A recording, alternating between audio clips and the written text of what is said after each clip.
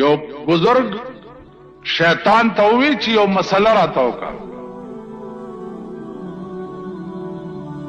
شیطان ورته وی چې بزرگ صاحب زما مسلې خو ټولې داسې دي چې خلق ته کافر شي.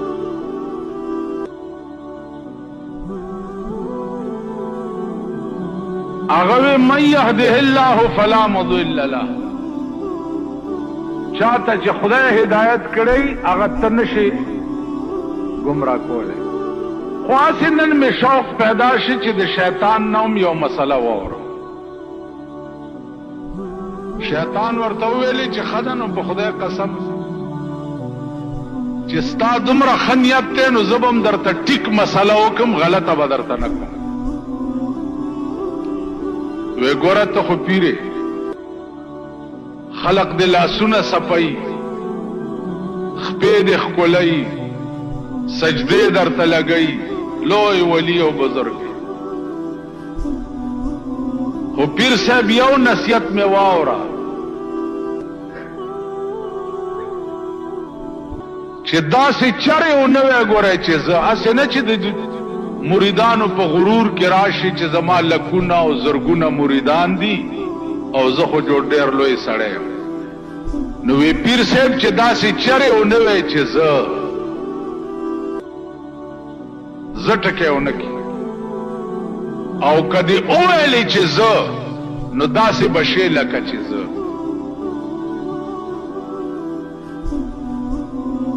شیطان ورته وایي چې که دې وویلې چې زه نو داسې به شې لکه چې زه. ما 6 لکه کاله د خدای عبادت کړی 6 لکه کاله. په دې ځمکه مې داسې ځای نه دی پرېښی چې زما د سجدې نه نه دی وتی. او یو ټکی مې وکړو یو ټکی چې الله راته ووایي چې آدم علیه السلام ته سجده وکړه. نو ما ورته ووایي چې قال انا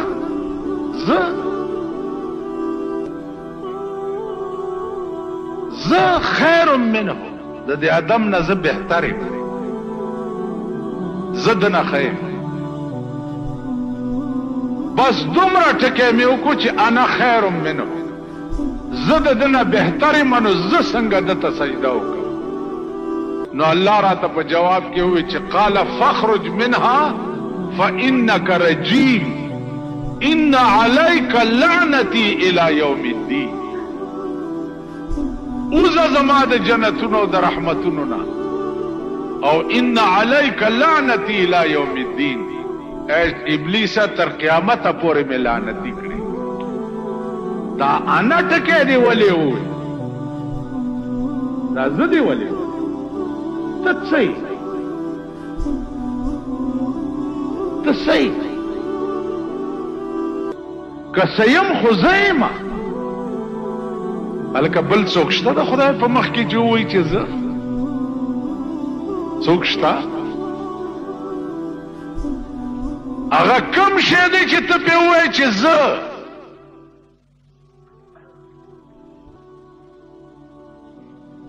نو زما عزیزان دا زه ټکی چې دی نن ستا ټول ملک تباه کړو. اوس هغه زه ټکی بیا شروع شوی. هر یو چې راشي رونو زه به داسې رونو زه به داسې رونو زه به داسې. نو نتیجه به ګورئ او داسې بدتره نتیجه به ګورئ چې الله دې امان راکړي. ما نن چا تپوس وکړو چې دا تاسو ملیانو هم سړي ودرولی دي. مونږ ملیانو ولا قرآن ورکړی دی چې ستا آواز به په اسمبلی کې صرف د دین دپاره وي. که نور دې ټتو کو چې یا به زه سړک جوړ کم یا به ملک ټیپر کم ټت دې وکړو نو په دې ټکي کلمه تېره کو قرآن زه به نه وې که دې زه ووایې نو ښه به نه وي. نو زما عزیزانو دا زه ټکی ډېر خطرناک او پاکستان تباه او برباد برباد شو د زه د لاس نن وګوره ستا په ملک ما دا د جمعیت ممبران چې ولاړو ما به ودرول او قرآن به مې ولاور داسې به مې لاس نه ونیو کلمه به مې پې تېره کړه چې داسې به نه وی چې زه به دا کار وکړم که دې وویل چې زه به دا کار وکړم نو په ټکي به کافر شي زه څه شی 40 کاله د پاکستان حکومتونه خدای جهنم له بوتله تباه و برباد کو ضیاءالحق خدای زره زره کړو په اسمان کې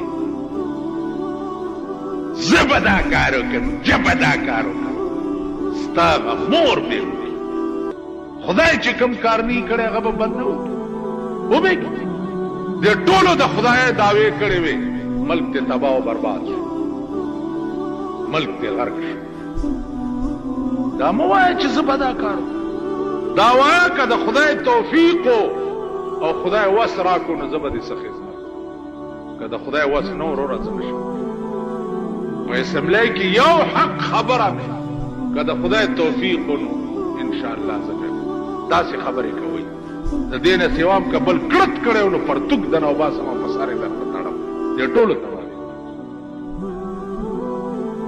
زه به دا کار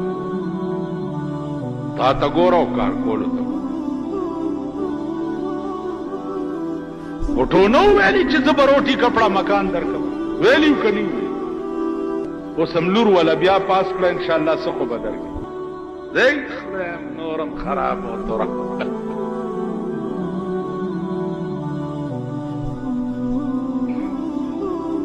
زه به دا کار هر څه چې کوي په دې ځمکه یې خدای کوي نو څه فیصلې م چې کړي دي نتیجې انتظار یې کوئ چې څه به درسره کېږي سم چې کړي سوداګانې هم د سر په ټلیفونونو شروع شوي دي نتیجې ته ګورئ چې څه به کېږي الحمدلله